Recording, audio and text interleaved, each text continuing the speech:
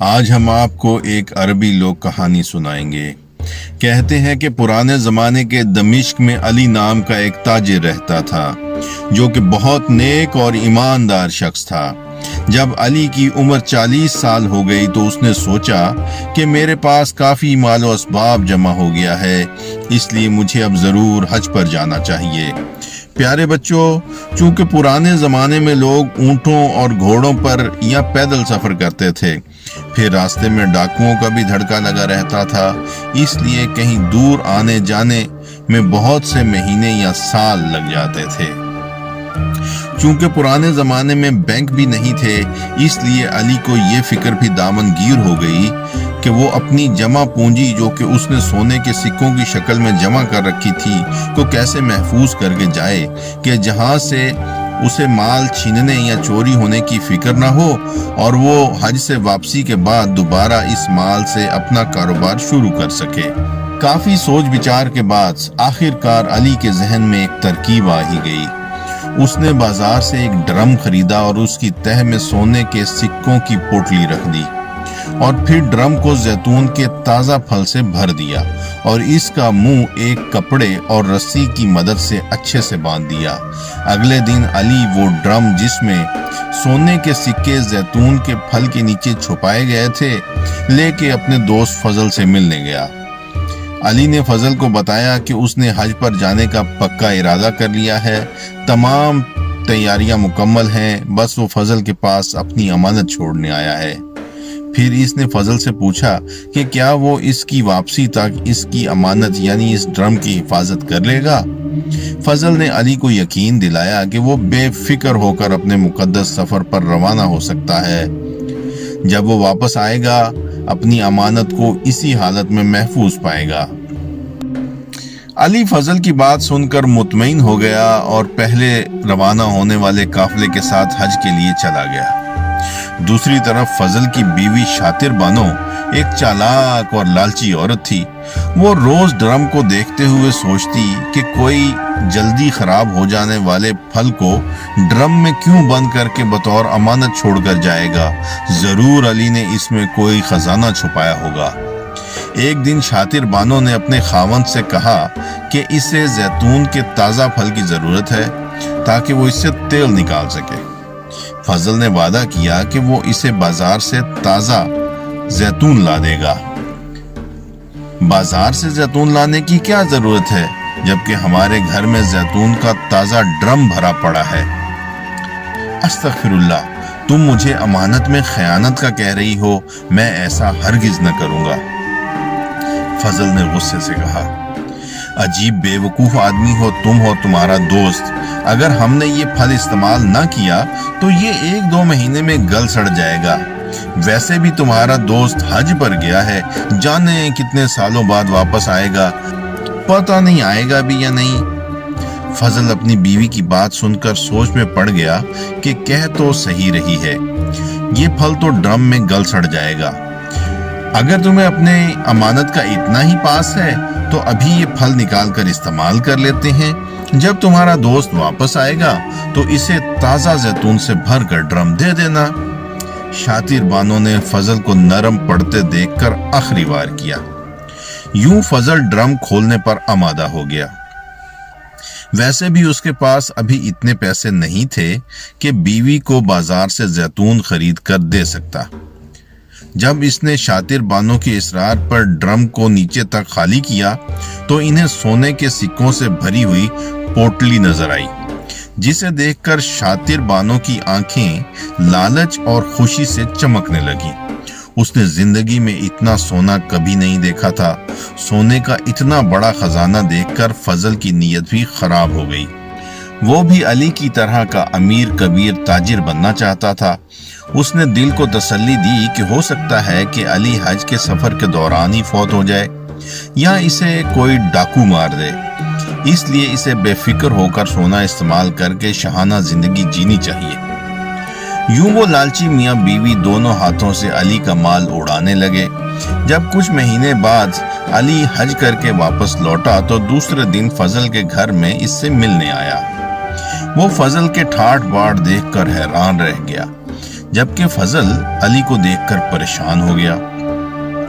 कुछ देर फजल के पास बैठने के बाद अली ने अपने दोस्त से अपनी अमानत के बारे में पूछा। मैंने कहा था ना कि तुम बेफिक्र रहो, तुम्हारी अमानत महफूज रहेगी। वो वैसे की वैसे ही मेरे पास पड़ी हुई है। फजल ने मुस्कुराते हुए कहा, लेकिन दिल ही दिल में वो सख्त परेशान था। अभी तुम थके हुए हो, तुम जाकर आराम करो, कल मैं तुम्हारी अमानत खुद तुम्हारे घर में पहुंचा दूंगा। अली जिस बात को अपने दोस्त का खलूस जानकर खुश हुआ, वो दरअसल फजल की साजिश थी। उसने अगले रोज बाजार से ताजा जैतून का फल खरीदा और इसे अली के ड्रम में भरा और इसका मुंह वैसे ही कपड़े से बंद कर दिया जैसे अली ने किया था। यूं फजल ड्रम को उठाकर अली के घर ले गया। अली ने फजल की मौजूदगी में ड्रम को खोला और इसे फर्श पर उलट दिया। सारे फर्श पर जैतून का ताजा फल फैल गया और ड्रम भी खाली हो गया, मगर नीचे से सोने की सिक्कों की पोटली न निकली। फजल, मेरे सोने के सिक्कों की पोटली कहाँ है? अली ने गुस्से से फजल से पूछा।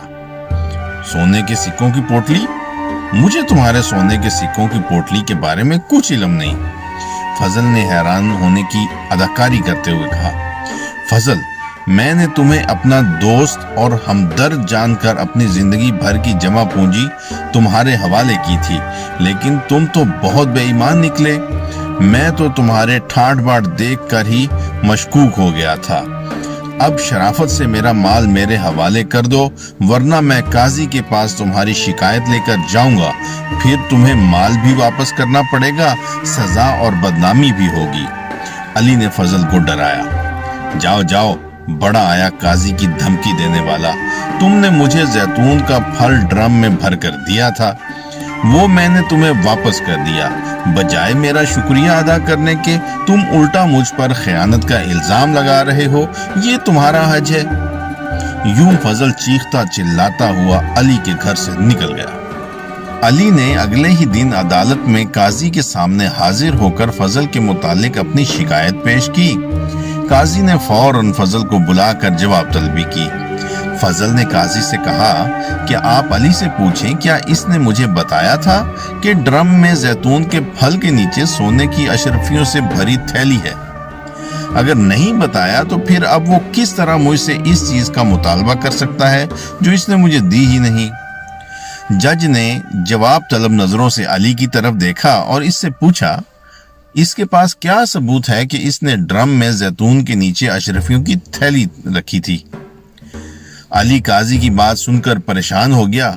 उसके पास वाकई ही इस बात का कोई जवाब नहीं था।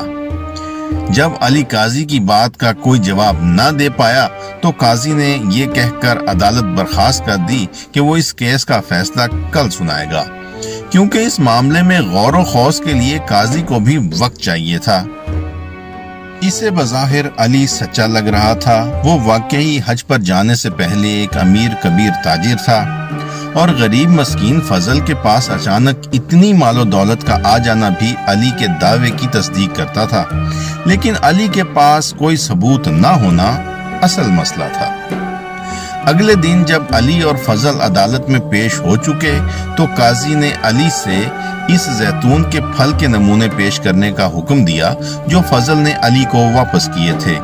जब अली अपने घर से जैतून का फल ले आया तो काजी ने फल को हाथ में पकड़कर उसका मुआयना किया और फजल से पूछा कि एक बंद ड्रम में जैतून का फल इतने महीने कैसे तरोताजा रह सकता है? इसे तो अब तक गल सड़कर बदबूदार हो जाना चाहिए था। काजी की बात सुनकर फजल का रंग परेशानी से फक हो गया और उससे कोई जवाब नहीं बन पाया। फजल, तुम्हारे पास अचानक वो कौन से खजाने लगे हैं जो तुमने इतना शानदार महल नुमा मकान बना लिया है और तुम्हारी बीवी भी सोने के जेवरात से लदी हुई है? काजी ने डपट कर पूछा। फजल के पास इस सवाल का भी कोई जवाब न था। गिरफ्तार कर लो इस बदबख्त बदखयानत शख्स और इसकी बीवी को और इनसे तमाम मालो दौलत लेकर अली को वापस किया जाए। काजी ने अपना फैसला सुनाया। फजल खौफ से रोने लगा। उसने अपने जुर्म का एतराफ कर लिया, लेकिन अब देर हो चुकी थी। प्यारे बच्चों, آپ نے دیکھا کس طرح فضل اور اس کی بیوی شاطر بانو کے لالچ نے انہیں نہ صرف ذلیل و رسوا کیا بلکہ انہیں جیل کی ہوا بھی کھانی پڑی۔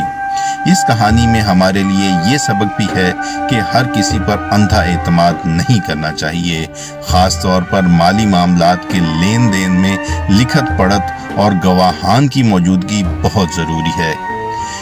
ایسی مزے کی مزید کہانیاں سننے کے لیے ہمارے چینل کو سبسکرائب کیجیے